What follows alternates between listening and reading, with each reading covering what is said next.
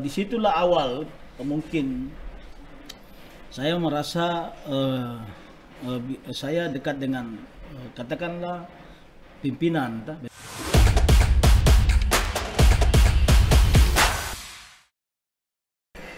Assalamualaikum warahmatullahi wabarakatuh dan selamat siang. Waalaikumsalam, selamat siang. Saya sangat beruntung bisa kedatangan seorang kepala dinas, Bapak Amson Padolo Esos, MSI. Bagaimana kabarnya, Pak? Sehat, Pak. Pak siapa? Pak Jabal. Pak Jabal. Ya. Selamat siang, sehat-sehat selalu. Semoga Pak Jabal dan teman-teman Amin. kru di 55 TV juga selalu sehat. Amin, amin. Terima kasih banyak, Pak Amson. Amin. Jadi hari ini kita kedatangan Pak Amson selaku kepala, ini saya harus baca ya, Pak ya, Siap. karena panjang sekali. Bapak Kepala Dinas Komunikasi, Informatika, Statistik dan Persandian Provinsi Sulawesi Selatan. Ya. Wow, ini luar biasa karena beliau adalah bisa dikatakan sangat sibuk dengan Siap. kesibukan yang luar biasa tentunya setiap hari, tapi beliau menyempatkan hadir mampir ke 55 TV untuk berbagi pengalaman, sharing terkait ya mungkin kita akan lebih ke personal beliau karena mungkin masih banyak yang belum tahu. Siap. Ini Pak Amson ini sebenarnya seperti apa orangnya ya. Tapi kalau misalnya untuk di jabatan ya mungkin sudah banyak yang tahu, tapi background masa kecil Pak Amson waktu menempuh pendidikan baik SD, SMP, SMA bahkan perkuliahan kan mungkin belum banyak orang yang tahu, Pak. Jadi mungkin kita akan sedikit membahas terkait dengan personal Pak Amson dulu. Iya. Nanti setelah itu baru kita akan membahas sedikit terkait dengan jabatan yang diemban Pak Siap. Amson saat ini. Siap. Baik, Pak Amson mungkin bisa sedikit dijelaskan atau diceritakan terkait dengan lingkungan kecil Pak Amson itu dulu seperti apa sih, Pak? Ya, terima kasih Pak Jabar, Adik Jabar. Ya.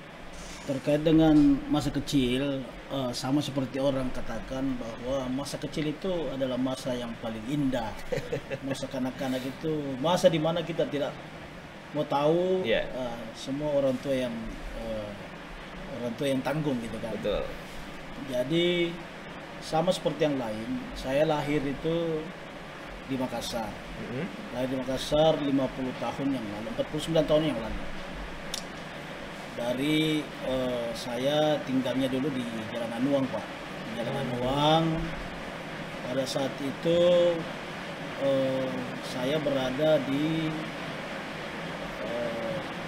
kompleks katakanlah dekat dengan rumah sakit Dadi. Makanya dulu kita itu waktu kecil istilahnya orang dulu mengatakan kampung Dadi. Kampung Dadi ya. Dari Kampung Dadi itu terkenal karena ada rumah sakit jiwa gitu ya. Rumah sakit jiwa. Yang paling terkenal. Yang terkenalnya rumah sakit jiwa dengan kuburan Dadi, Pak. Nah, Ya. jadi masa kecil saya itu ada di situ bersama teman-teman, tapi saya lahir dari katakanlah keluarga yang boleh dikata sangat sederhana. Sangat sederhana. Dari orang tua yang hanya pegawai rendahan dengan 9 bersaudara. 9 bersaudara, kebetulan saya anak kelima, Pak. Anak kelima. Saya anak kelima, 4 kakak, 4 adik. Jadi dari kecil itu saya bisa melihat bagaimana susahnya orang tua itu untuk menyekolahkan, katakanlah menghidupi anak-anaknya. Ya, betul. Jadi mungkin tidak sama dengan orang-orang lain. Saya itu memang dari kecil selalu melihat itu dan bisa merasakan itu. Makanya kadang saya cepat sampai sekarang itu terbawa. Saya cepat terharu melihat orang tua yang begitu merasakan ingin menyekolahkan anaknya. Itu karena saya merasakan susahnya orang tua menyekolahkan kita. Jadi karena kondisi itu saya sekolah itu di SD Mamajang 2, dekat dengan rumah. Saya sekolah negeri, sehari-hari kita ke sekolah itu kan berjalan kaki karena dekat kan. Saya berusaha memang, karena memang satu yang saya ditanamkan orang tua saya adalah bagaimana mungkin kau merubah kau punya nasib kalau kau tidak mampu, kau tidak pintar gitu kan. Ya, artinya harus sekolah. Harus sekolah. Betul. Apapun yang terjadi kau harus sekolah. Iya. Jadi orang tua saya itu kalaupun harus minjam, ya. Pada saat itu, Pak? Ya, karena susahnya kita kan, kalau dikata orang tua saya itu pegawai rendahan Pak di Kesda. Kalau sekarang mungkin golongan 1 apalah gitu ya. Nah, dia kan 9 bersaudara Pak. Oke, kalau ibu waktu itu Ibu tidak nggak kerja. Oh, berarti cuma dari bapak ya, Pak, Bapak aja. Jadi mana ada saya punya kakak 4, Iya. jadi belum mana adik lagi 4. Wah, saya kerasnya kehidupan itu Betul. saya tahu Pak. Ya. Jadi orang tua saya, ibu saya itu membantu suaminya, ayah saya dengan berjualan. Berjualan Ya, di rumah Di waktu itu? rumah Oke. berjualan kue gitu kan. Iya. Makanya kue yang biasa orang tua bikin itu kayak dadar. Ya, kue tradisional ya, Pak, ya? Iya, kue roko-roko unti Iya, gitu iya, kan. betul. Saya itu kalau makan itu saya senang, saya ingat saya punya orang tua buat itu. Jadi gitu. Jadi dari SD saya langsung berusaha Pak, bagaimana saya bisa sekolah di negeri Supaya supaya tidak membebani orang tua gitu kan. oke, biayanya Agak ringan karena dulu kan kalau namanya sekolah swasta itu mahal Pak. Iya, betul, Sangat betul. mahal malah. Iya. Saya SMP itu saya masuk SMP 3 Pak. Saya masuk SMP 3 di Jalan Bajigau ya. Iya. Jarak dari rumah itu agak jauh sebenarnya. Cuma karena kita punya kemauan, biasa saya jalan kaki Pak. Selalu jalan kaki PP itu kan. Jalan ke Jalan kaki. Jadi kadang itu saya bernostalgia Pak. Saya sekarang sampai saat ini. saya kadang biasa nostalgia. Iya. Kalau pagi-pagi itu, kalau saya tidak punya tugas-tugas di kantor Iya. dan tidak agak aman saya rasa, saya biasa jalan-jalan gitu. Saya mau rasakan gimana sih jalan. Tapi itu waktu saya masih tinggal di sekitar Jalan Nuang kan. Saya sekarang kan tinggal di kompleks ID yang di Antang. Oke. SMP, sudah SMP itu ya syukurlah. Karena di SMP itu saya mendapatkan saya mendapatkan beasiswa. Waktu SMP, Pak? Ya, beasiswa 1 tahun. Oke.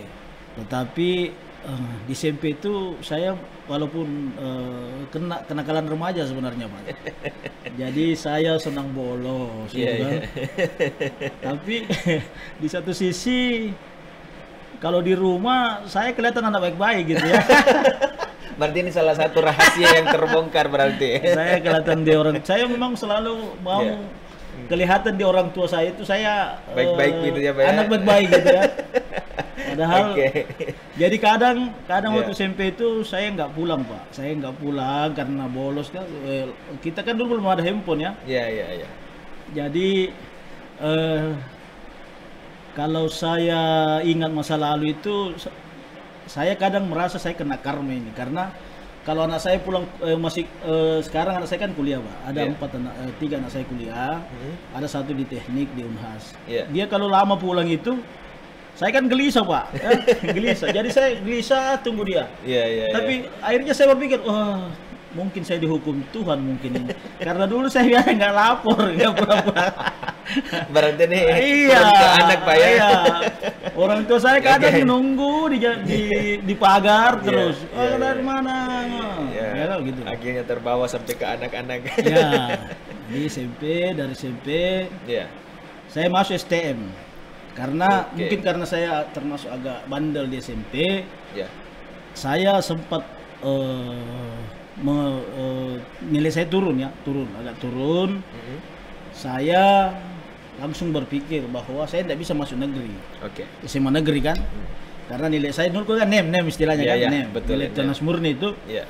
saya turun, saya nggak bisa saya. Tapi saya kan tidak mau harus saya negeri. Iya. Gimana saya masuk negeri? Saya masuk STM Pak. STM itu terkenal dengan ini loh, Pak, ya? Kenakalannya. Kenakalannya Nah, sampai saat ini, betul. Sekolah teknologi itu kan, Iya. saya masuk STM. Mhm. Saya masuk STM, jurusan mesin produksi. Wah, jadi kalau di STM itu Pak, itu jurusan yang paling bandel itu. Nah, itu jurusan mesin itu Iya, iya, kerjanya iya. apa? Iya, iya, iya. Saya masuk. Tapi alasan pertama saya itu karena sebenarnya bukan karena saya tertarik dengan STM. Iya, karena mau negeri. Saya mau negeri dan Oke. saya juga ada beriming-iming gini. Heeh. Saya ini orang tidak mampu, orang tua saya. Iya. Saya tidak mau menyusahkan orang tua saya gitu kan. Iya. Saya mau suatu saat saya bisa mandiri gitu. STM itu kan terkenal dulu dengan mandirinya. Iya. kita dulu kalau keluar dari STM itu sudah bisa dianggap selain lapangan kerja yang agak dulu kan agak terbuka ya, tenaga STM itu. Iya. Yang kedua kita bisa berusaha dengan berbagai cara gitu. Anak STM dulu itu memang terkenal dengan kemahiran mereka, dan apalagi kalau STM negeri. Iya. Karena dulu kami di STM negeri ini mungkin yang berbeda dengan sekarang. Kami 2 sekolahnya Pak di STM. Kami dulu STM untuk teori itu ada di STM 2. Sedangkan kalau kami praktik ada namanya Balai Latihan Pendidikan Teknik. Itu di mana tuh? Di dekat situ, tapi itu dibantu oleh Bank Dunia kita zaman dulu. Wow. Jadi kita selalu berkreasi dengan benda kerja. Artinya kita mahir Pak. Ya betul. Mahir. Jadi teori kita, sama praktik. Ya kita keluar itu sudah dalam posisi siap pakai memang. Ya. Jadi begitu saya di STM, ya walaupun memang STM itu terkenal dengan kenakalan. Ya. Tapi ada hal yang biasanya dimiliki oleh anak STM. Senakal-nakalnya anak STM itu dia pasti akan menyelesaikan semua tugas-tugas prakteknya. Anak STM itu Pak. Gitu ya. Ya dia itu walaupun dia bolos kalau pelajaran teori, suatu saat kalau dia praktek di bengkel itu, istilahnya kita bengkel kan, Iya. pasti masuk semua, rajin semua masuk gitu. Kayaknya suka ya Pak. Ya suka dia suka ya. Kita Betul, kayak betul. termotivasi gitu. Iya. Jadi saya di STM itu saya dapat beasiswa super smart Pak. Oh, berarti ini Pak Amson ini cerdas berarti ya? Ya kira-kira demikian. Karena SMP dapat beasiswa juga, Ya. STM beasiswa juga. Saya makanya Wow. saya ini Pak. Saya ini masuk salah satu mungkin ya penerima yang Ya. mendapatkan itu arti penting beasiswa. Kalau sekarang mungkin beasiswa bertebaran di Ya, mana-mana. betul. Dulu kita Dulu susah. susah Betul, Pak. betul. Beasiswa super itu memang harus orang pintar Iya, gitu. iya. Harus ranking Tidak- 1 sampai ranking 3 gitu. Tidak gampang dapat. Dari beasiswa. gampang, Pak. Kalau sekarang beasiswa ada Banyak beasiswa kan. swasta, Ya, pemerintah banyak. ada dari ini CSR-nya Betul, ini boleh. betul. Dulu kita susah payah dapat beasiswa. Iya. Saya dapat beasiswa, itulah yang saya pakai untuk sekolah. Ya, ini kan kita belajar berbicara tentang Ya. masa lalu. Lah. Betul. Karena memang saya merasa bahwa kasihan saya punya orang tua, kalau bukan saya yang merubah saya punya nasib, saya tidak akan bisa gitu kan. Karena orang tua saya tidak ada. Apalagi zaman dulu itu kan masih terkenal dengan baking kan. Kita mau masuk kerja harus ada deken gitu kan. Betul. Harus gini-gini. Nah, jadi saya selalu berpikir kapan saya harus merubah. Ya. Tapi saya bahagianya mengenal dengan didikan orang tua saya, karena orang tua saya itu selalu memberikan kita semangat. Dan yang kedua, dia mengajarkan kita artinya keberadaan, bagaimana pentingnya kita itu berdoa gitu kan. Oke. Jadi dia selalu meyakini orang tua saya itu bahwa di atas segala kekuasaan itu ada Tuhan gitu kan. Jadi makanya itu Pak religius, pendidikan religi itu sangat penting. Karena itu memberikan kita semangat di saat-saat keputusasaan biasa hadir. Pada saat kita dibesarkan dengan filosofi orang tua seperti itu, kita langsung ya senakal-nakalnya kita kalau kita biasa kita juga ikut-ikut berdoa ya Pak gitu. Ya Tuhan, saya mau jadi apa ini? Kita diburu polisi saja kalau kita dulu kalau kita bergaul dengan diburu polisi masih sempat berdoa juga Tuhan selamatkan saya. Padahal sudah mau ditangkap ini Pak. Gitu ya. Iya. Masuk STM, saya keluar. Saya keluar itu sebenarnya saya di STM dulu itu ada pendidikan, kalau lulusan terbaik itu kan disekolahkan ke IKIP Padang, ya? Oh langsung. Langsung dulu IKIP gitu kan. Tapi karena saya ini dasar saya tidak mau jadi guru, karena waktunya saya STM itu Pak, saya kan termasuk bandel gitu. Saya pemimpin geng dulu di STM. Wah, kayaknya kalau teman-teman gengnya nonton ini Pak, wah bos saya di sini nih. Saya itu suka kasih menangis guru Pak. Waduh. Nah, jadi Iya. Karena saya takut melihat begitu beratnya tugas seorang guru, saya nggak mau jadi guru. Saya bilang jangan bisa jadi guru. Oke, berarti tidak mengambil peluang yang ke IKIP Padang itu? Enggak, padahal situ sudah harus, kalau saya ambil saya pasti jadi guru sekarang ya. Iya, betul. Sudah jadi kepala dinas pendidikan. Kepala dinas pendidikan. Nggak tahu, dinas pendidikan atau apa. Saya jadi guru, Jason Dambil. Saya itu hari ikut program pemerintah terkait program magang pertama Indonesia mengirim magang ke Jepang. Pertama kali. Ya, itu hari kan. Ada program itu oleh ya, saya masuklah di BLK. BLK itu saya masuk BLK ya. Balai Latihan Kerja. Di situ yang di Jalan Tamakan Pahlawan. Saya masuk dengan harapan saya bisa ke Jepang gitu ya. Berangkat ke Jepang. Tetapi orang tua saya ini dasar memang dia sangat sayang mungkin saya. takut nanti anaknya pergi gitu. Pak Amson nyasar di sana. Ya. Jadi kebetulan ada kakak saya sudah jadi guru, sudah jadi guru ya. Dia tanya lah kakak saya, bilang kau kakak saya telepon saya bahwa ada pendaftaran jadi CPNS, gitu kan, CPNS. CPNS itu waktu itu CPNS Kota Makassar terbuka PNS di Pemda. Saya iseng-iseng lah mendaftar ya. Daftar waktu itu Pak? Iya iseng-iseng karena saya kan memang nggak minat karena saya berpikir bahwa walaupun saya bisa, saya tidak mungkin lulus karena kan backing kan istilahnya dulu zaman dulu itu masih backing. Ya, masih. Anak pejabat aja yang lolos gitu kan. Iya. Kita ini kan bukan anak pejabat kasihan, pejabat rendahan. Tapi disitulah lagi saya merasakan bahwa doa orang tua itu kan mujarab makbul adanya ya. Saya minta izin orang tua ikut tes. Saya tes. Tapi saya memang pada saat tes itu saya langsung berpikir kalau tesnya gitu pasti saya lulus. Kenapa bisa Pak? Gampang banget. Oh gampang. Oke. Saya bukan merasa pintar ya, tapi pada saat saya masuk saya sudah lihat ini gampang banget ini soal ini. Ya, Berarti kayaknya sudah pasti lulus ya. Kalau saya bilang kalau murni ini saya pasti lulus. Iya. Jadi saya ngisi cepat banget kan. Jadi isi cepat-cepat. Sudah itu saya karena saya masih dalam situasi di BLK praktik itu hari, saya cepat selesaikan. Saya bilang gitu.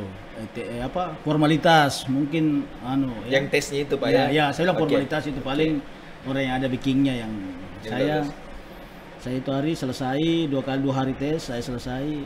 Saya bilang kok soalnya ini kayak gampang banget gitu kan. Soal PMP bahasa Indonesia gitu kan. Karena memang walaupun saya agak bandel di STM, saya senang membaca Pak. Saya hobi membaca dari dulu. Saya hobi membaca. Salah satu kesenangan saya itu adalah memang membaca. Jadi memang perlulah anak muda itu bagaimana mengembangkan itu potensi diri melalui baca gitu kan. Penting. Saya baca satu dari itu saya kembali masuk di BLK. Tidak lama itu saya berapa waktu kemudian keluar pengumuman kan. Keluar pengumuman. Karena saya tidak merasa yakin, kakak saya yang pergi lihat Pak. Artinya Pak Amson ini cuek-cuek saja lah ya. Ya, cuek-cuek aja. Pergilah saya, kakak saya lihat di PDAM waktu itu kan. Saya ini kan sebenarnya pegawai Kota Makassar itu hari. Tapi kan dulu ada istilahnya pegawai kota. Dulu walaupun di kota tetap provinsi intervensi kan. Jadi saya pergi. Kakak saya pergi, tidak lama dia telepon dia bagaimana ya cara penyampaian pokoknya itu hari dia telepon lewat telepon di BLK mau bicara saya kan. Saya bicara kok lulus deh. Saya juga nggak yakin kan salah nama mungkin Kak. Nah, saya izin lah pergi lihat. Ternyata lulus. Saya nomor urut kedua dari 10 orang gitu kan. Saya masih hafal itu 10 yang diterima, saya urutan kedua. Saya bilang dapat itu saya bilang gampang. Terbukti ya Pak. Bisa jadi urutan kedua. Urutan kedua ya waktu susah. Jadi konon kabarnya waktu itu kan mulai mendekati di mana rakyat itu sudah mulai mengontrol bahwa kelulusan seorang ASN kan mulai diragukan. Jadi adalah orang murni yang dikasih masuk dan mungkin saya itulah orang murni yang lain mungkin ada ya, gitu ya. Mungkin ya. Nah, ini saya masuk itu dengan posisi golongan 2A pada saat itu karena lulusan ini SMA, apa ya STM ya. Setingkat Jadi saya STM. Saya batalkanlah kepergian saya ke Jepang. Saya masuk STM. STM itu saya harusnya ditempatkan di SK saya itu harusnya ditempatkan di LAJR Kota Makassar. Cuma karena waktu itu pembangunan kantor gubernur tahun 92 ya, 92 itu kantor gubernur dibangun. Ya. Saya ditariklah ke situ untuk menjadi tenaga lapangan, tenaga listrik di situ, Pak. Wah, menarik loh Pak karena Iya, kan saya STM kan. STM artinya ya dimanapun bisa lah. Yang salahnya juga kemarin itu bukan salah ya. Mungkin karena dia berpikir STM, semua bisa dia kerja. Saya mesin produksi kok yang bikin baut disuruh jadi tenaga listrik. Terpaksa saya belajar. Tapi kan namanya anak STM itu karena memang dia punya dasar, Pak. Mereka punya dasar. Tapi itu memang dipelajari dulu ya, Pak ya? Cepat belajarnya dia. Jadi kayak saya listrik. Tapi kan di mesin itu ada terkait instalasi listrik. Jadi kita tahu oh gini-gini. Jadi dapat kita belajar. Jadi saya belajar. Akhirnya saya ditempatkan di bagian listrik kantor gubernur. Jadi semua perlistrikan kantor gubernur saya tahu dulu, Pak. Oh ini kabelnya di sini, ini ruang anunya di sini. Gitu. Sejarah pembangunan loh ini. Ya. Khusus kelistrikan. Di kantor gubernur baru selesai belum diresmikan, Pak. Masih ada bekas-bekas kuburnya, kubur Cina itu kan. Masih banyak uka-ukanya dulu. Gitu. Ya. Jadi saya di situ. Jadi kalau ada pegawai yang tertua di kantor gubernur mungkin saya. Walaupun tidak tua umur gitu. Saya hadir itu sama di kantor gubernur ada itu. Masih kalau malam masih takut-takut kita jalan sendiri, Pak. Masih banyak apalah gitu ya, masih merinding-merinding gitu kan. Jadi kantor juga waktu itu hanya berapa yang isi. Jadi saya masuk. Oh. Tidak lama saya kerja listrik. Ya namanya karena kita anak STM itu terbiasa kerja. Dan satu yang saya sampai sekarang menjadi pedoman dari kehidupan saya yang ditanamkan orang itu adalah kerajinan. Jadi walaupun saya itu golongan 2A masuk, saya kerja itu seperti golongan 1, Pak, bawa tangga gitu. Jadi kita kan ada gengsi-gengsi, Pak, bawa tangga obeng apa gitu kan. Jadi kantor gubernur ada listrik rusak, orang suruh-suruh kita kan punya pegawai rendah kan. Jadi, kerja tuh listriknya putus, kerja kita. Jadi banyak lah mulai. Waktu itu tidak merasa bahwa saya PNS loh ini. Tidak. Ya menghilangkan rasa gengsi gitu. Saya mungkin dipikir waktu itu masih PTT tenaga kontrak. Kan biasanya tenaga kontrak yang disuruh bawa tangga apa semuanya. Bawa tangga. Saya juga waktu itu tidak langsung pakai pakaian dinas, Pak. Saya pakai baju-baju Levi's. Jadi orang pikir ini tenaga kontrak. Padahal orang-orang saya saya perbaiki listrik, instalasi listrik. Itu kerja-kerja saya awalnya jadi pegawai ya. Awalnya jadi pegawai, setelah itu mungkin karena saya rajin mungkin ya. Dan makanya saya tidak bisa melupakan saya punya jasa seorang pemimpin saya dahulu yang banyak membina saya. Karena melihat saya rajin, saya ditarik jadi staf biro gitu ya. Saya ditarik menjadi staf biro karena dan dipercayakan untuk masuk sebagai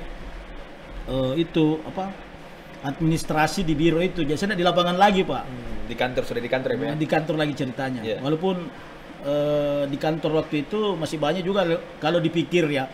Masih banyak walaupun saya pegawai baru masih banyak yang saya kalau saya golongan itu masih ada golongan 1 sebenarnya ya. Tapi karena dulu orang berpikir saya tenaga kontrak ya, saya disuruh-suruh terus, Pak. Saya disuruh angkat air lah, pokoknya pekerjaan Tapi Pak Amsel tidak pernah protes, Pak, waktu itu? Enggak juga, karena memang kan ya itulah yang ditanamkan orang tua saya bahwa kapan kau mau maju, kalau kau gengsi gitu. Nah, ini kan pekerjaan tidak ada yang salah. Artinya kau angkat air, kau bikin air minum, itu kan tidak ada yang salah gitu kan. Tetapi kan yang perlu kita tahu bahwa kita tetap senantiasa belajar hormat pada saya. Waktu itu menarik perhatian salah seorang kepala biro saya, dan sampai sekarang memang saya masih kagum dengan beliau, hormat dengan beliau. Dia tarik saya. Namanya siapa, Pak? Pak Sulham ya. Pak Sulham saya punya kepala biro masih saya ingat semua, Pak. Saya masuk, Pak Sulham itu yang menyekolahkan saya, Pak. Jadi dari STM itu saya tugas belajar ke D3 Kehumasan Unhas. Kenapa beliau yang menyekolahkan Pak Am? Mungkin karena saya dianggap berkompeten lah sedikit untuk pengembangan karir gitu kan. Oke. Dan karena saya waktu itu memang karena memang saya punya prinsip itu banyak teman, mau banyak teman. Jadi waktu saya memang masih pegawai negeri masih muda itu, saya memang banyak teman di kantor gubernur. Iya. Jadi ada teman itu usul saya bahwa kita pergi tugas belajar kan, Iya. tugas belajar di Unhas. Waktu itu saya diusulkan lah oleh Pak Karo saya ya, Pak Biro saya, Pak Andi Sulham, Bapak Andi Sulham. Saya disekolahkan ke Unhas selama 3 tahun. Untuk ambil D3 kehumasan. Oh, Ya, jadi saya ini D3 kehumasan komunikasi ya. Iya. Saya komunikasi 3 tahun, makanya saya ini masuk juga FISIP Unhas. Walaupun yang paling dasar kan D3-nya. D3 dari D3 saya kembali tugas belajar setelah saya tamat, saya tugas belajar kembali ke kalau D3 itu kan setelah D3 kita penyesuaian ijazah kan, penyesuaian ijazah. Betul. Penyesuaian pangkat. Jadi saya naik pangkat lah. Naik pangkat dari 2A ke 2B. 2B ke 2C. Tidak lama itu saya tugas belajar lagi kembali di Setialan. Oke. Jurusan administrasi publik. Saya ambil jurusan administrasi publik.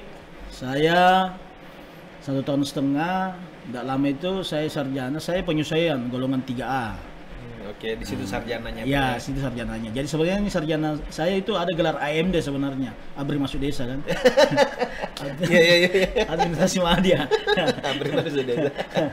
Administrasi Madya kan. Saya di situ. Tidak lama lagi saya memang Pak, senang belajar, makanya dari dulu saya senang belajar, dan memang saya mungkin tipe saya itu saya mau selalu berkembang gitu. Iya. Ada kemajuan gitu. Ya, saya tidak mau. Ada keinginan. Ada keinginan untuk maju. Betul. Dan salah satu keinginan maju itu kan sekolah, Pak. Ya.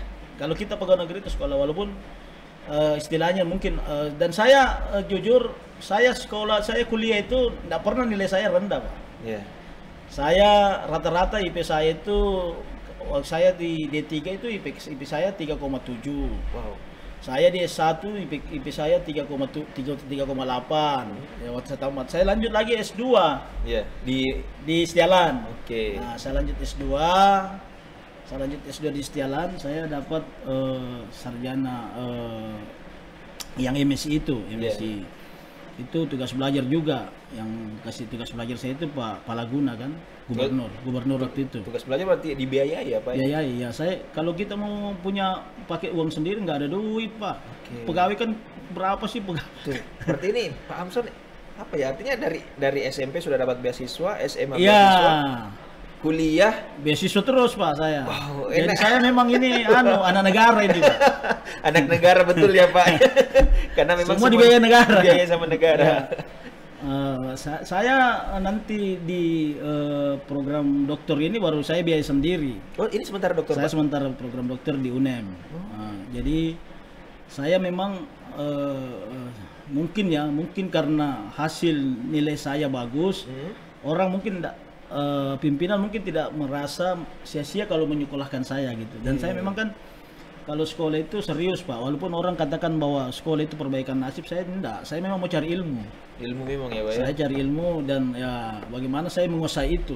Oke. Makanya pada saat saya selesai memang nilai saya agak bagus. Ya di atas rata-rata lah. Iya. Saya di atas rata-rata. Begitu juga tamat S2 saya termasuk lulusan terbaik di LAN. Jadi saya juga S2 itu setelah S1 saya pertama kali mendapat jabatan pada saat saya masih golongan 3B, Pak. Itu kalau di zaman saya dulu saya yang termuda di jabatan itu. Paling mudah. Ya, zaman itu ya. Oke. Jadi saya termuda di jabatan kepala seksi. Saya kepala seksi itu 3B awal. Iya. Kalau berumur mungkin masih sekitar 20-an lebih ya, 20. Enggak terlalu lama. Itu masih muda loh, Pak. Saya masih muda, Pak, waktu itu dapat Itu kenapa bisa semudah itu sudah dapat jabatan sebagai kepala seksi? Ya, karena mungkin pimpinan melihat saya memiliki nilai-nilai ya mungkin menurut saya ya. Iya. Ya itu yang nilai-nilai orang tua saya tanamkan itu saya gunakan dan itu terpatri secara otomatis di tugas-tugas saya sehari-hari. Saya mungkin orang belum pulang, orang sudah pulang saya masih tinggal, Masih ya kerja dan mau tahu gitu kan.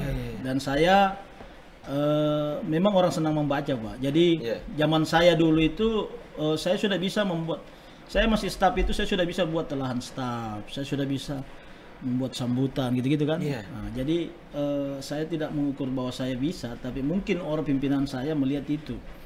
Saya masih muda, saya 3B itu sudah jadi kepala. Jadi saya lama kepala seksi Pak. Karena terlalu cepat saya kepala seksi, saya lama.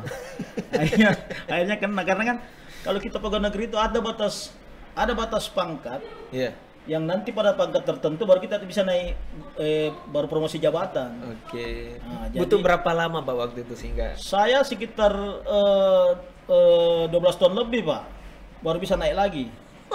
Itu baru karena terlalu cepat ya? Iya, karena terlalu cepat gitu ya. 12 tahun. Saya terlalu cepat banget malah. Iya. Jadi saya di protokol. Sejak saya pertama kepala seksi itu saya jadi kepala seksi memang saya kepala seksi tata usaha pimpinan. Di biro waktu itu dia protokol di protokol ya. Di protokol di biro umum. Waktu itu namanya biro umum, saya sudah di protokol. Jadi disitulah awal mungkin saya merasa saya dekat dengan katakanlah pimpinan, karena kan protokol kerjanya itu ngatur-ngatur pimpinan Pak. Saya kepala seksi dan situlah mulai saya mengatur gubernur. Waktu saya gubernur pertama, saya kepala seksi gubernur pertama itu, saya jadi staf dulu, memang saya sudah di protokol. Itu saya ini kalau dihitung dari mengatur gubernur, saya sudah 7 gubernur Pak. Sejak zamannya Pak Amiruddin almarhum.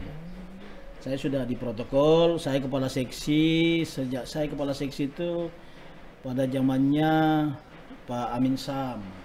Di situ Bapak sudah jadi kepala seksi. Kepala seksi selama Bapak Amin Sam. Saya lama karena saya cepat, makanya lama kan. Iya betul. 12 tahun loh ini Pak. Akhirnya saya jadi kepala bagian. Di protokol juga. Jadi saya memang karir saya di protokol terus Pak. Makanya wajah saya ini termasuk umum dikenal orang di luar gitu kan. Jadwalnya Pak Gubernur gitu. Jadi saya juga heran ya, saya nggak tahu kenapa saya lebih sering lebih banyak di protokol. Padahal boleh dikata protokol itu zaman protokol pada saat sudah pilkada itu di mana-mana rawan Pak, karena dia ngatur pimpinan, kadang dikira dia terlibat dalam politik praktis gitu kan. Nah, padahal dia sebenarnya itu enggak. Protokol itu yang baik itu protokol yang mampu mengatur acara pimpinan dengan baik. Nah ini karena dia baik, mungkin pada saat selesai pilkada, rata-rata pilkada kalau kebetulan pejabat incumbent itu kalah, protokol biasa yang tapi karena saya mungkin karena loyalitas terhadap pekerjaan itu, memang saya loyalitasnya dengan pekerjaan bukan dengan orang. Saya tetap terpakai. Iya betul Pak. Biasanya kalau gitu berganti, kan? Iya Pak. Protokolnya berganti juga. Protokolnya berganti juga, karena kadang ada mungkin pimpinan itu tidak begitu, tapi orang di sekitarnya mungkin yang kadang bilang, oh itu Pak gitu kan. Nah, akhirnya yang pertama biasa diganti itu adalah protokol Pak, di mana-mana, bukan cuma di ya syukurlah karena sekarang sudah ada KSN ya. KSN itu yang membuat aturan bahwa 6 bulan itu baru bisa ada mutasi. Kalau dulu begitu dia selesai bisa langsung Pak. Langsung ganti. Langsung bongkar pasang. Nah, jadi karena itu saya termasuk bersyukur karena saya mengatur 7 gubernur pada saat saya masih di protokol. Saya 7 gubernur pada saat di protokol Pak Amiruddin, mulai zamannya Pak Amiruddin ya. Jadi saya setidak-tidaknya bisa mengetahui karakter bagaimana, dan saya selain mengatur, saya belajar karakter-karakter orang dari situ, Pak. Betul, betul. Bagaimana seorang pimpinan mengayomi anak buahnya, bagaimana gitu-gitu kan. Karena tiap orang itu memiliki ciri khas tersendiri. Iya. Nah, ada yang memang tegas, ada memang lembut gitu-gitu kan. Nah, jadi memang ada karakter dari setiap pimpinan, dan saya sejak makanya mungkin karena saya tidak memuji saya punya diri, tapi ada mungkin yang mereka pimpinan lihat dari saya. Saya nggak pernah pindah-pindah dari protokol, Pak. Saya bosan juga sih. Ngatur itu aja pekerjaan dari dulu itu aja. Atur jadwal. Iya, atur jadwal. Malah waktu saya kepala seksi itu, saya seksi 12 tahun, tapi kan tidak selamanya di protokol. Tapi putarnya di protokol-protokol terus. Jadi seksi pengaturan acara, seksi akomodasi, seksi. Tapi itu semua protokol. Jadi di bagian protokol. Jadi saya keliling-keliling aja situ. Dengan pekerjaan, walaupun saya pindah, tetap pekerjaan saya itu nama jabatannya aja berubah kan. Berarti bisa dikatakan Pak Amson yang paling senior lah di situ. Oh, iya, Wak. Karena yang lain mungkin berganti-ganti, tapi Pak Amson masih tetap di situ. Kadang kita jenuh juga. Jenuh karena, tapi saya juga berpikir waktu itu, loh, kok saya nggak diganti ya. Nah, makanya mungkin di sinilah pentingnya pengkaderan. Bagaimana kita tapi protokol memang susah mengkader, Pak, karena itu bakat. Itu kalau menurut saya kesuksesan protokol itu diukur dari ketulusan, ketulusan dia bekerja, dan bagaimana dia ada kayak bakat alami dia mengatur. Kan gini, kadang kita itu baru lihat orang kita sudah senang, Pak. Baru kita lihat orang, mungkin kita nyaman, kita merasa kan protokol itu orang dekat pimpinan, dia dekat pimpinan. Pada saat pimpinan merasa dekat, dia nyaman. Nah, makanya mungkin karena nyaman dia tidak mau ganti gitu. Mungkin pembawaannya Pak Amson yang artinya saya itu biar kan ke protokol itu, Pak, sasaran kemarahan pimpinan. Jadi pimpinan memarah orang lain, kita duluan dimarahi. Tapi Pak Amson tidak pernah bilang nggak pernah lah. Bagaimanapun ya namanya anak buah, namanya pimpinan itu tidak ada yang salah, Pak. Kalau dia salah, kembali ke pertama. Tidak ada pimpinan yang salah. Yang masih berlaku sampai sekarang. Itulah. Jadi itulah sampai sekarang. Setelah itu saya promosi ke kepala dinas Kominfo pada bulan 7 tahun lalu. Saya bulan 7 lalu Kominfo. Dan bulan 9 saya juga diminta untuk menjadi penjabat bupati di Toraja Utara. Jadi gini-gini saya pernah penjabat bupati Toraja Utara, Pak. Walaupun hanya waktu pilkada kemarin. Walaupun hanya dua bulan setengah. Tapi yang jelas sudah pernah menjabat. Sudah pernah, orang setengah mati ke sekolah saya. Itu otomatis langsung jadi bupati. Meskipun belum definitif ya, Pak. Udah pakai DP 1, Pak. Waduh, luar biasa ya. Kapan lagi, Pak? Kapan lagi ya. Jadi itulah jadi dari perjalanan hidup ini memang ada nilai-nilai yang sangat menentukan dari setiap orang tua kepada anaknya, ya itu tertanam sebenarnya. Jadi memang kita harus mengacu dari itu. Memang kita tidak boleh pelajaran yang kita petik, kita tidak boleh memang selalu kita harus memberikan anak-anak itu bagaimana nilai-nilai kehidupan yang kita contohkan. Contoh saya yang saya sampai sekarang saya selalu terbayang orang tua saya itu, Pak, karena dia orang yang menganggap dirinya tidak memiliki kemampuan secara ekonomi. Terkadang pada saat dia merasakan kesusahan dan mungkin dia pinjam atau tidak ada, mungkin karena dia mau pinjam tidak ada orang kasih pinjam lah, gitu kan. Dia itu sering berdoa gitu ya. Jadi kekuatan doa itu ya. Dari situ selalu saja ada, dia selalu berkata selalu ada jalannya, nak, selalu ada jalannya. Karena kita ini 9 bersaudara, Pak. 9 bersaudara itu sama-sama semua sekolah. Betul. Sekolah dan dengan kondisi pas-pasan. Orang tua yang gaji pegawai itu kan rendah sekali, Pak. Kalau dulu itu berapa, 15.000. Saya saja pegawai negeri itu gaji saya hanya 80.000 pertama. Pertama kali, Pak? Iya, 80.000. Nah, jadi 40.000 ya. Pokoknya enggak sampai 100.000, Pak, dulu gaji pakai PNS. Gaji PNS itu rendah dari dulu. Apalagi waktu zamannya bapaknya Pak Amson ya. Mungkin lebih rendah dari itu. Rendah banget di satu sisi. uang PT-PT kita, wah, makanya kami selalu jalan Pak, jalan kaki dari Jalan Anuang itu ke Bajigau, ya jalan kaki potong-potong kompas, lewat Balang Bodong supaya lebih ya gitu kan. Karena walaupun dulu SMP 3 bagi kami itu SMP yang sangat bonafit Pak. SMP 3 zaman saya itu di tahun 85 saya, 87 kan selesai.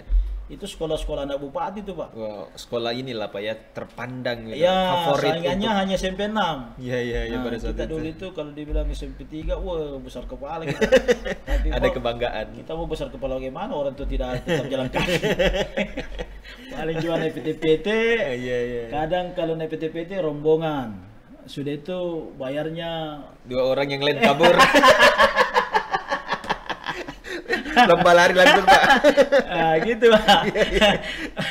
Oke. Kalau PT-PT kampus atau kita duduk bergelantungan, ya nggak bayar ya. Gitu. Oke. Sekarang Pak kan artinya sudah berada di titik di mana ya artinya jabatan seorang kepala dinas itu adalah salah satu jabatan yang Betul Pak. luar biasa sebenarnya, apalagi tingkat provinsi. Ya. Nah, bagaimana tanggapan orang tua? Saya kan kebetulan kemarin beberapa waktu lalu orang tua laki-laki meninggal.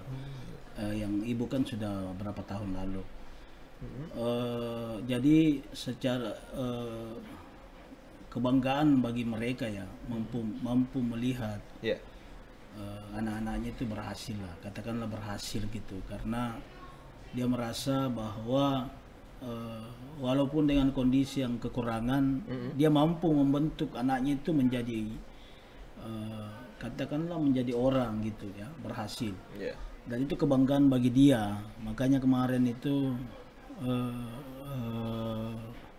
pada saat almarhum ayah saya meninggal, saya merasa sangat gimana ya, kayak masih terpukul juga sih, karena saya merasa bahwa saya belum begitu Sukses gitu ya? begitu membalas kebaikannya.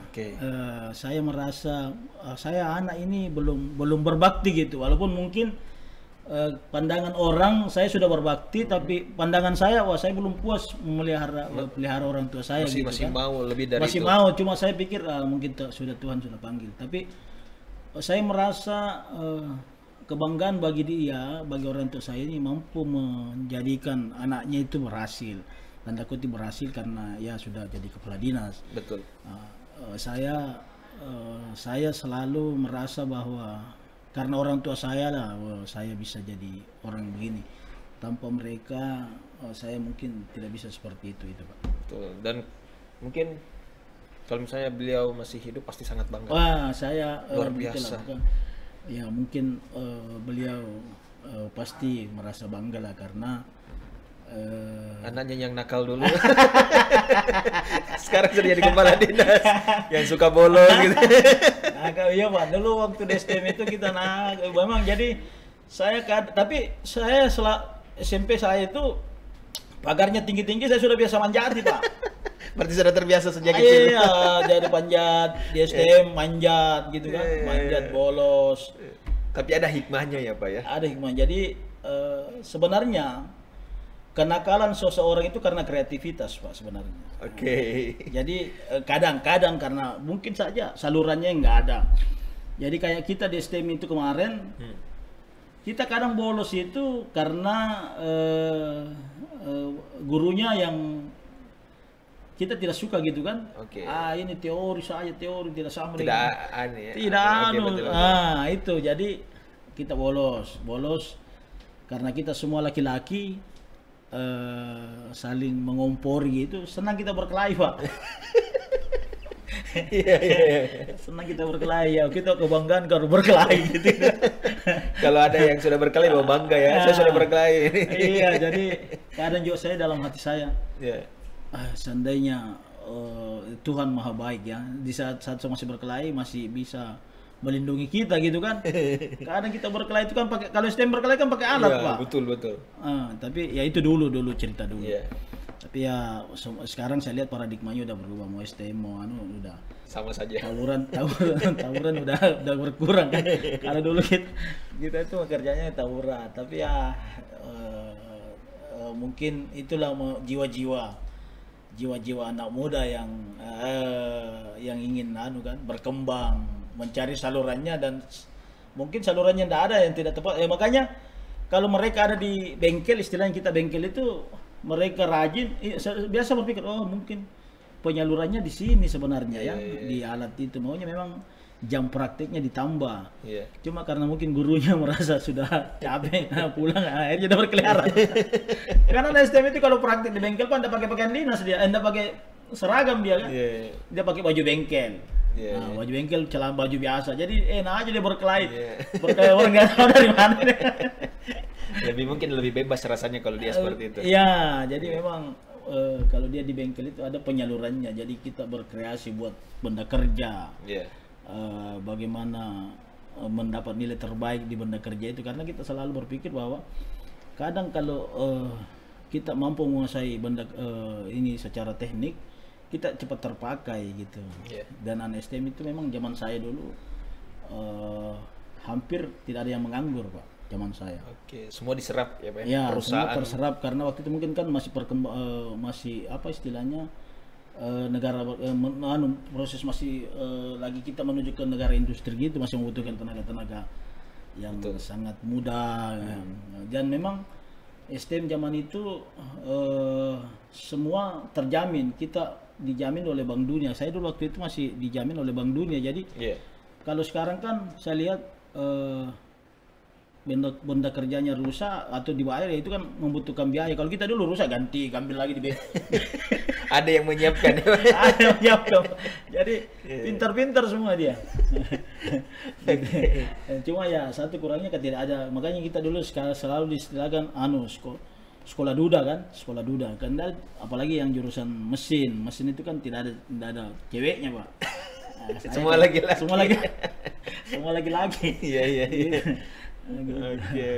Oke. Sekarang dengan begitu banyaknya artinya hal-hal yang dilalui sekolah dan lain sebagainya, baik untuk di pekerjaan pun mulai dari paling rendah sekali, lulusan SMA yang awalnya dikira hanya kontrak, sekarang sudah menjadi kepala dinas yang luar biasa sekali. Dan pasti orang tua pasti bangga Pak kalau misalnya tahu bahwa anak saya yang kelima sekarang sudah menjadi kepala dinas provinsi. Luar biasa.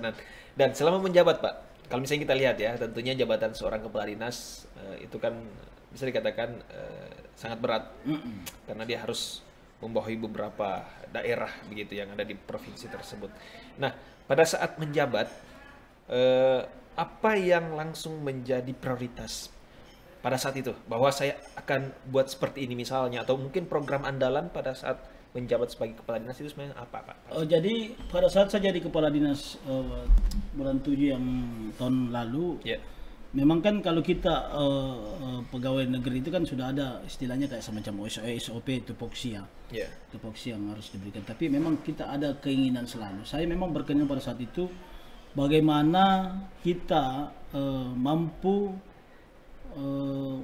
mengembangkan potensi-potensi kita. Contoh begini, bagaimana Sulsel itu mampu dilihat orang melalui publikasi-publikasi yang bagus, baik itu melalui media mainstream, media lain-lain. Makanya target kita bagaimana melakukan kerjasama dengan media secara baik. Yang kedua, sistem literasi digitalisasi ya. Bagaimana pemanfaatan teknologi di dalam sistem pemerintahan, karena ke depan ini semua menggunakan teknologi sistem. Jadi itu yang target kita. Yang ketiga adalah bagaimana kita mengimbangi teknologi ini dengan sistem pengamanan cyber. Makanya kemarin kita launching itu tim tanggap cyber. Itu memang itu target-target kita.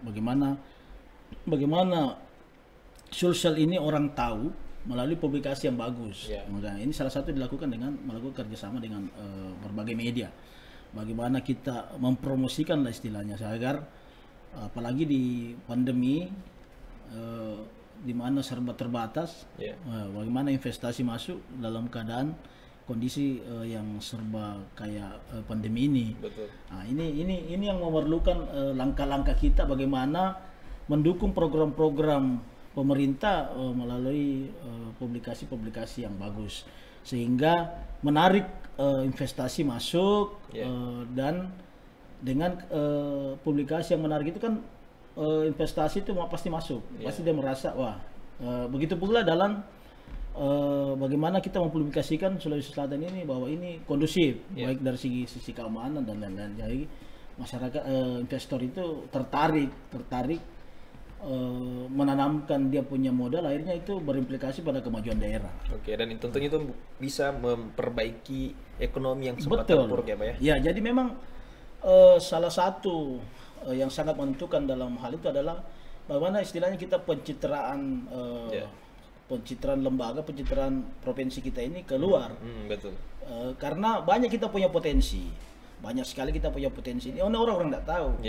Nah, inilah yang bagaimana kita mengembangkan ini, bagaimana kita melempar keluar, orang-orang bisa melihat, oh Sulsel ini kaya dengan pertanian, Sulsel ini bisa untuk pengembangan peternakan, perikanan, begitupun dan lain-lain. Jadi banyak hal yang potensi-potensi kita miliki itu yang perlu kita publikasikan keluar, dan inilah tugas-tugas kami bagaimana masyarakat atau daerah itu kan pemanfaatan banyak apakah melalui media, apalagi sekarang itu kan bukan hanya terbatas pada media cetak saja tapi media mainstream, media-media lain, media sosial dan lain-lain gitu-gitu. Itu yang kita manfaatkan semua. Oke, dan tentunya itu adalah hal yang sangat perlu untuk dilakukan ya Pak ya. Betul, untuk sangat perlu.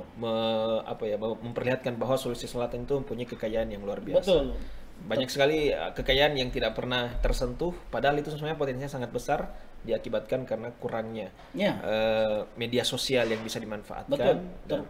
Termasuk kemarin bagaimana karena kan pandemi COVID-19, bagaimana kehadiran kami itu mampu mempublikasikan, mensosialisasikan pentingnya vaksin, bagaimana masyarakat mengetahui vaksin, bagaimana mencegah COVID itu dengan langkah-langkah protokol kesehatan dan lain-lain. Itu kan publikasinya dari kita. Nah ini kan bagaimana melawan hoax tentang ini. Itu yang memang target-target kita. Bagaimana agar program pemerintah khususnya terkait dengan vaksinasi atau terkait dengan vaksinasi dan COVID ini dapat tersampaikan di masyarakat sehingga meminimalisir adanya isu-isu yang tidak sesuai gitu. Oke. Kalau misalnya dari ini apa ya, dari beberapa program mungkin yang sudah dibuat atau sementara berjalan, yang sementara dibuat oleh Pak Amson sendiri, terkait dengan tantangan yang cukup berat yang mungkin saja dirasakan saat ini atau bahkan yang sudah diperkirakan bakal menjadi penghambat nantinya, itu sebenarnya seperti apa sih? Jadi ya namanya seperti kayak kita di Kominfo, yang sangat ada beberapa faktor yang sangat menghambat, khususnya terkait dengan sistem katakanlah pendanaan gitu kan. Pendanaan, apalagi pandemi sekarang, di mana katakanlah pandemi ini mengurangi tingkat penerimaan gitu kan, katakanlah target-target penerimaan, karena pajak kan tidak terrealisasi mungkin karena orang tidak jalan ekonominya. Betul.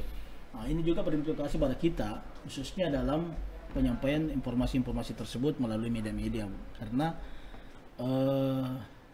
media itu kan memerlukan juga dukungan seperti itu. Katakanlah ada hal-hal tertentu karena kita tidak pembiayaan itu tidak maksimal, akhirnya kadang kita tidak mencapai target gitu kan. Katakanlah mungkin saja yang dari kita minta bagaimana seharusnya kita menggunakan semua potensi media yang ada, baik itu mainstream, media sosial, media cetak, publikasi, itu kan harusnya, tapi karena kita dalam posisi tidak terlalu begitu dalam sistem penganggaran, akhirnya hanya media-media tertentu aja yang kita katakanlah yang kita bisa gunakan untuk mempublikasikan semua itu. Yang kedua juga terkait dengan digitalisasi, literasi digitalisasi. Itu kan namanya digitalisasi itu yang namanya alat-alat IT itu yang berhubungan dengan teknologi itu kan pasti pembiayaan. Betul. Nah, itu yang pertama adalah dari sisi kemampuan pendanaan. Yang kedua adalah dari aspek sumber daya manusia yang yang masih kurang ya, yang Pak? masih kurang lah, masih perlu dikembangkan seperti tenaga kreatif dalam pembuatan konten-konten yang bagus, tenaga kreatif dalam pembuatan aplikasi itu kan memerlukan tenaga SDM yang katakanlah harus profesional gitu kan. Tapi kita kan mungkin masih perlu peningkatan. Itu yang paling menonjol dari kita, tantangan-tantangan. Akhirnya berimplikasi kepada penerimaan respon masyarakat terhadap publikasi itu. Mungkin target kita sampai ke pelosok, akhirnya tidak sampai ke pelosok. Itu karena sasaran-sasaran itu tidak sampai ke yang harusnya kita ini harus tiba ke sini, ini kemungkinan tidak tiba ke situ. Ya, betul. Gitu. Adanya beberapa faktor. Ya, ada tadi, faktor. Pak. Ya. Oke, mungkin terakhir Pak, terkait dengan harapannya nih. Harapan selaku Kepala Dinas Kominfo Provinsi Sulawesi Selatan untuk kedepannya. Kan ini kita ketahui bersama bahwa pandemi COVID-19 ini bisa dikatakan sudah mulai menurun, agak mereda begitu ya. Nah, tentunya mungkin sudah ada nih beberapa program-program yang artinya sudah terkendala dulu, yang terkendala kita sudah bisa jalankan lagi nih seperti itu. Nah, untuk program-program yang seperti itu harapannya ke depan dari Pak Amson sih seperti apa nih Pak? Ya, jadi kita berharap masyarakat itu mematuhi protokol kesehatan karena dengan dan melakukan membentuk melakukan vaksinasi untuk mendapatkan imunisasi peningkatan imun. herd immunity. Dengan itu kita mengharap pandemi ini kita bisa hidup dengan pandemi karena kita tidak pernah tahu COVID ini kapan berakhir. Betul. Jadi memang bagaimana meluasnya ini COVID dan bagaimana dia itu tergantung dari masyarakat. Kalau masyarakat kita berharap masyarakat itu melakukan protokol kesehatan yang ketat sehingga baik itu dalam hal kontak langsung, menjaga jarak dan bagaimana selanjutnya membentuk herd immunity melalui vaksinasi. Kita berharap itu dan bila itu tercapai kita niscaya roda perekonomian kita akan kembali bergerak. Dengan bergerak itu maka semua target-target yang dan harapan kita itu dapat tercapai. Kita mampu melakukan publikasi-publikasi dengan bagus kepada stakeholder baik itu yang ada di internal maupun eksternal, sehingga masyarakat tahu atau stakeholder tahu itu bahwa kita memiliki potensinya. Akhirnya secara tidak langsung mereka datang menanam saham dan pada akhirnya nanti itu akan mengembangkan perekonomian kita. Selanjutnya dengan kurangnya juga sudah berkembangnya ekonomi itu akan kita gunakan dalam pengembangan sumber daya manusia. Apakah kita melakukan upaya pengembangan dengan mendidik kita punya tenaga itu agar lebih maksimal dalam pelaksanaan tugas pokok. Kita berharap bahwa pandemi ini berlalu, Amin.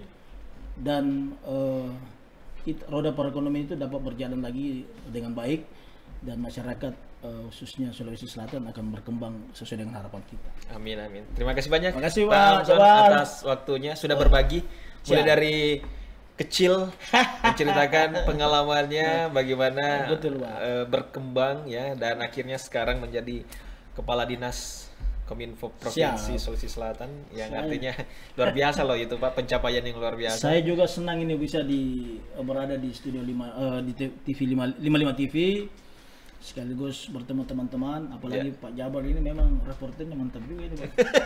Ini sudah bisa dijual di luar ini. Terima kasih banyak Pak. Baik, Mungkin kita cukupkan sekian, Pak. Siapa, Pak? Terima kasih banyak banyak. atas waktunya sudah mampir Siap. di 55 TV khususnya Makasih di banyak, program podcast 55, dan ada beberapa manfaat, ada beberapa inspirasi yang bisa kita dapatkan dari Pak Amson, bahwa senakal-nakalnya orang waktu kecil ya, semua ada hikmah di balik itu. Betul, Pak. Ya, karena tentunya dari semua yang kita lakukan otomatis pasti ada yang sedikit, kalau misalnya mungkin tidak banyak, setidaknya ada sedikit yang bisa dimanfaatkan begitu untuk apa ya, artinya membangun link dan lain sebagainya. Karena saya yakin teman-teman Pak Amson sekarang juga kebanyakan orang-orang sukses. Betul. Dan itu yang biasanya membantu kita untuk Betul. naik seperti itu ya. Satu kata kunci bahwa Ya. walaupun kita berada di mana saja, perbanyaklah pertemanan. Nah, betul. Teman itu bagaimana menciptakan persahabatan dan menghindari lawan. Iya, betul. Oke, baik, terima kasih banyak sekali lagi Pak Amson. Sukses selalu dan semoga program-program kedepannya bisa berjalan dengan lancar seiring dengan melandainya COVID-19. Amin. Jadi beberapa program yang sempat terhenti atau bahkan tersendat bisa dijalankan kembali. Betul, begitu Pak. ya. Siap. Baik, terima kasih banyak. Terima kasih Kita banyak. cukupkan sekian. Terima kasih Assalamualaikum banyak, warahmatullahi Adik. wabarakatuh. Waalaikumsalam warahmatullahi wabarakatuh.